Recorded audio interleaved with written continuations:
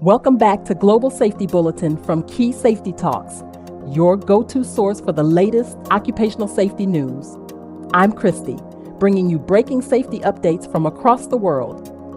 OSHA's major PPE rule change. The U.S. Department of Labor's OSHA has updated its PPE standards for construction workers. What's the change?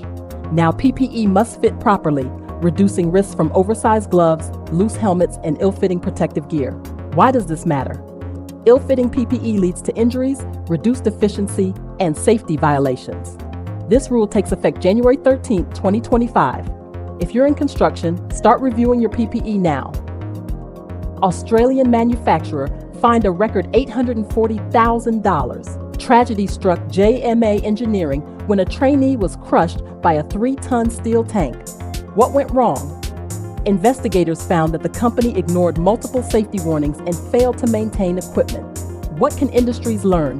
Always follow equipment safety protocols and prioritize worker training to avoid such devastating incidents. The rise of silicosis, the new asbestos.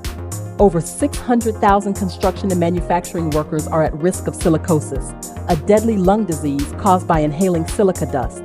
What's being done? Some countries have banned engineered stone, but experts warn more regulations are needed to protect workers. What should you do? If you work around silica, wear high-grade respirators, ensure ventilation, and demand safer materials. California's new oil and gas regulations. California is tightening rules on oil and gas pollution. What's changing?